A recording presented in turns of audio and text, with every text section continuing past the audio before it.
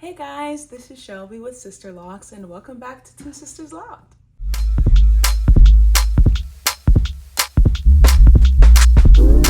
Stores are like she change.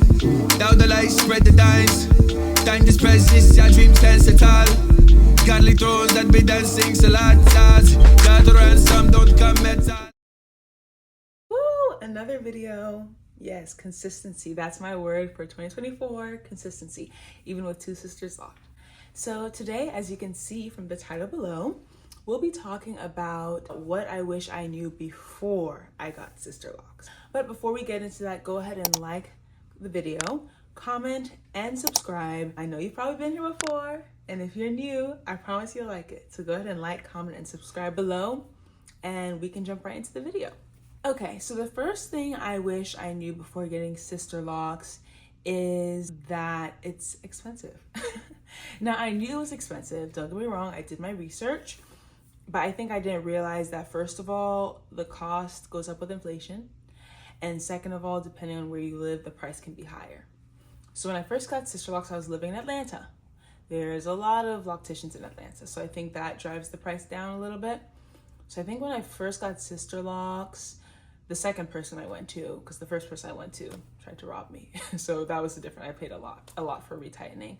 But the second person I went to, I was paying it was less than $150 for a retightening. I think it was like $135 every 6 weeks, which at the time I thought was expensive, okay? Now I am paying $220. Now, context, I live in Boston. Everything is more expensive in Boston. It's one of the most expensive cities in the country. So there's that. And then also the cost just went up because of inflation. So yeah, I would say that's one thing I would realize. It wouldn't have changed my decision at all, but it just would have been nice to foresee. Cause yeah, that is a lot of money to be paying every 6 weeks, $220 to get your hair done. Now, I do not ever intend on doing my Sisterlocks myself. I have so many, I have over 500 locks. And even when I used to do my hair when I was a loose natural, I was always very slow at doing my hair. So I know that retightening these locks will take me so long. So hopefully I continue to be in a financial situation where I can afford it. If I'm ever in a situation where I can't afford it, I guess I'll have to do it myself, but I really hope it never comes to that because I'm so sorry, I can't do it. I literally cannot do it. So far it's been okay, and hopefully it continues to be that way, but do realize it is expensive, and if the price you see it at now is like the max you're willing to pay, then don't do it. Because if you ever move somewhere, it might go up in price.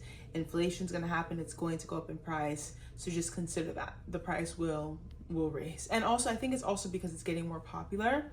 So a lot of locticians are booked full because there's like so many people getting Sisterlocks right now. So yeah. Money. I wish I knew a little bit more about the finances of having Sisterlocks. The other thing I would say I wish I knew is just how annoying lint can be. I knew that lint can get in your locks. My sister had traditional locks for about a year before I had them. So I knew that was a thing, getting lint in your locks. But at the time we lived in Atlanta, so it wasn't often that we were wearing a ton of clothing or material that would cause lint in your locks. It wasn't that often. So even though she definitely got some lint, it wasn't a ton. But now that I live in Boston, where I wear scarves, winter scarves and stuff, because it's so cold and I literally my neck would freeze off without a scarf. I'm being dramatic, but that's how it feels. I have so much lint in my locks. All under here, lint. And it's white.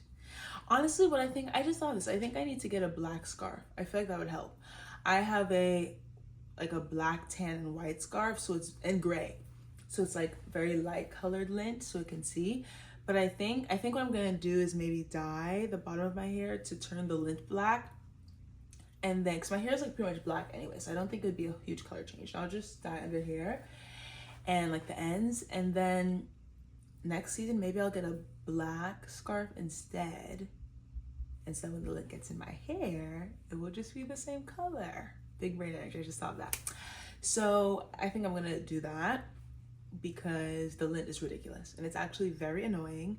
And now when I put my hair up in a bun, a high bun, which I used to love to do all the time, you can see it in the back, which it really is not that big of a deal, but it just bothers me because I just want to see all black locks, and I see like these dots of white throughout the back of my head. So that's something else I wish I knew, like just how easy it is to get lint, and that can be kind of annoying. The other thing I wish I knew is that dandruff can be an issue, especially because the parts are so clean. So when I do start to have dandruff issues, I can see it, and that just bothers me. I've always had dry scalp, and so now that I'm able to actually moisturize my Sisterlocks, since I've had them for 2.5 years, it's improved. The situation has improved. But when I especially first started out and I couldn't put any moisturizer on my scalp, I was having terrible dandruff issues, and it was very visible because you can see the parts so clearly in Sisterlocks. And so that's something else I wish I knew. That I think I knew that you weren't really supposed to put moisturizer on your head, but I don't think I realized for how long you weren't allowed to. And it didn't really click for me that, okay, I already had dandruff issues and it would get worse. Or I already had dry scalp issues and it would get worse. So that's something else I wish I knew. The other thing I wish I knew is that there can be drastic differences in your experience depending on your loctician, specifically around time. So the first loctician I had, the one that scammed me, took about 10 hours to retighten my hair the first time.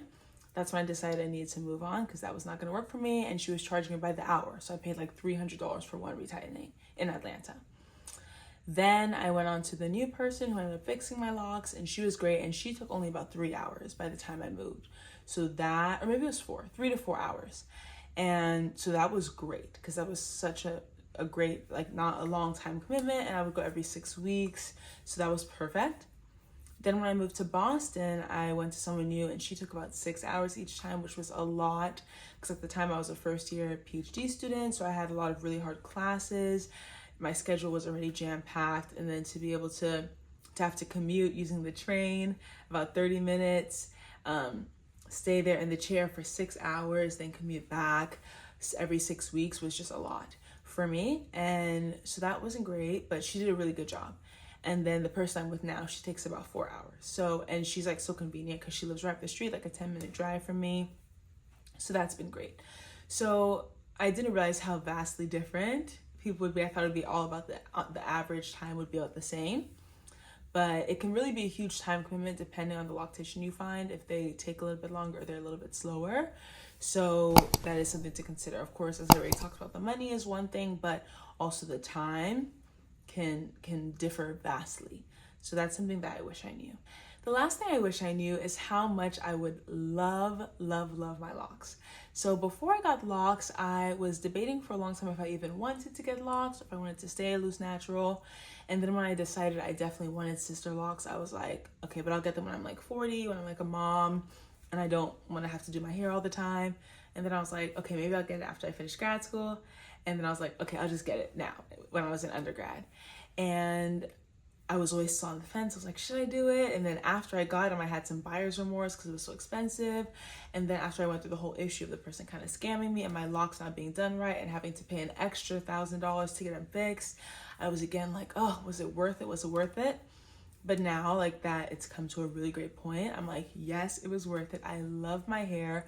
I feel like it's just so easy. I can just get up and take off my bonnet, shake out my hair, and go.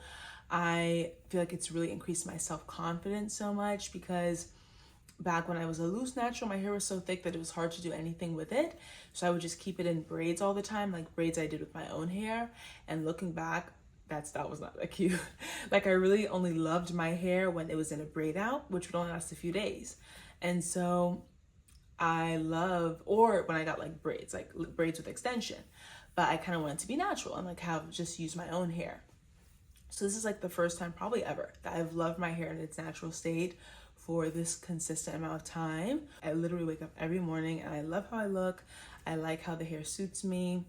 And so, yeah, I really feel like it's worth it for sure. As I said, it is expensive, it is pricey, but I feel like in the long run, it has been so worth it. And I wish I knew that before I got locks. So, of course, remember to like, comment, and subscribe. We really appreciate your support. Also, head over to social media on Instagram and TikTok at 2Sisterlocks and follow us on both those platforms. And be sure to come back next time. See you soon.